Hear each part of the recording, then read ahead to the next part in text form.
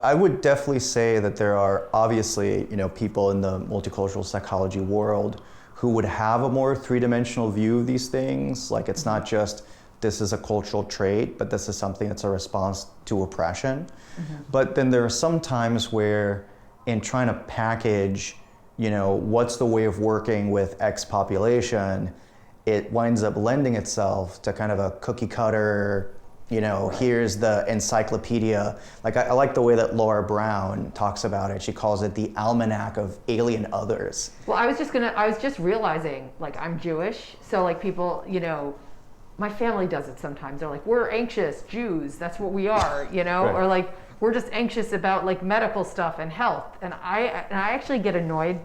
I get annoyed by that. Yeah. I do. I actually do though. I'm like, I don't know. I mean, that's not a good enough reason for us to be, my anxiety is not because I'm Jewish. I don't know. It's a weird thing. It always drives me crazy. Right. Like as a Jewish person, you're just going to be this way. I'm like anxious. Like there isn't. Yeah. I'm like, no, it's not because I'm Jewish. It's because I'm who I am, Yeah. It's a very interesting communal tension. I mean, on the one hand, like if I think about my own community, like there's a sense of like, there's this, video game that came out last year, Spider-Man Miles Morales, where it's about, Miles Morales as Spider-Man, right? And he's Black and Puerto Rican, and in the game there's a scene where you go into like his home and you see like all these different signifiers of Puerto Ricanness, like the coquí, the little frog, or the flag, all these different things. And I remember when I saw that, I got so tearful and moved because it's like, oh, I'm seeing things that are a part of me and my family and my community being represented, right? And so any kind of, I could walk outside and see a Puerto Rican flag out somebody's window and I'll just feel that kind of swooning in my heart, right? Like we say, se me hincha el corazón, like my heart bursts seeing that. So it's like on the one hand, I do have that sense of like collective pride with my community, right? But at the same time, I don't give, all Puerto Ricans a pass, right? Especially if they have like political views that don't align with mine. It's like, okay, we're Puerto Rican, I get you, but also like I strongly disagree with your right-wing political beliefs or whatever. So it's like holding, having a sense of like shared destiny or identity, whatever, without it being like, oh, you're Puerto Rican, so you must know it's like this, that, and the third. And it's like, no, I can't actually speak for all Puerto Ricans, especially this whole situation here. Like I can't just become the stand-in for my community. Like I'm also my own person. Like I also like board games and detective movies. Like I have an inner life that's not just salsa and coquito. Like I love coquito and I love salsa, but that's not like the whole of me as a person. So it's like people being able to like have that dynamism, or it's not just like you're X, therefore I can solve for Y without really knowing you as a human being.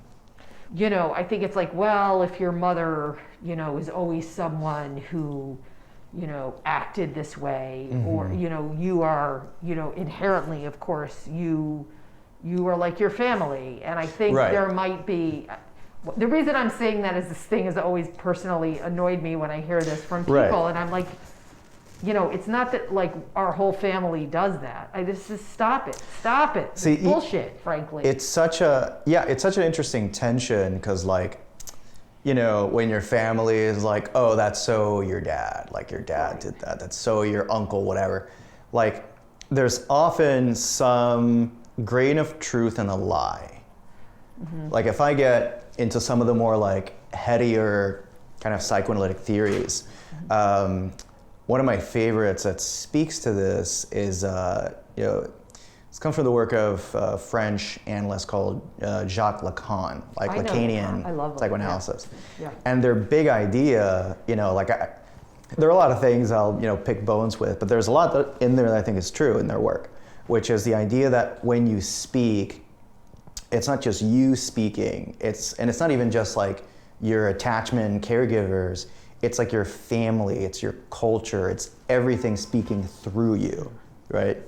I almost imagine it like the flow of a river, right? Like the river is kind of pulling you and pushing you these different ways. And it's not that you don't have agency, but you're not even aware that you're in a river. You're not, it's like fish in water, like you're not aware you're in it, but it's all kind of pushing you. And at a certain point, whether it's through your life experience or being in therapy, whatever, like you're suddenly like, oh, let me hold on to this rock for a moment and even sit on the rock and just see the stream going by. And then whenever I'm ready, I'm gonna now go back into the stream, but I'm not just gonna get pushed by it, I'm gonna flow with it. And I'll get to decide how and why and when these things influence or inform me or exert their pressure on me, right? Like, going back to my mother, because that's what psychoanalytic people do.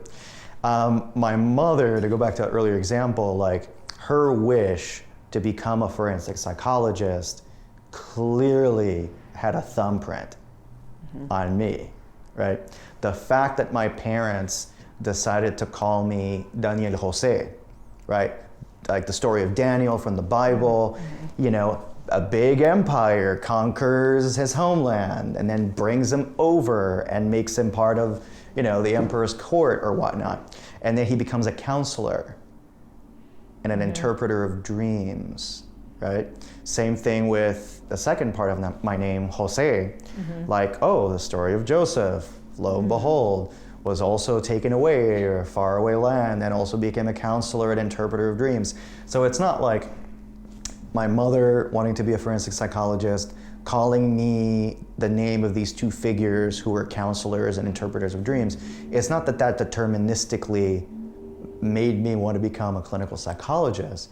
It clearly informed the flow that led me to become a psychologist, but I became a clinical psychologist, not a forensic psychologist, right?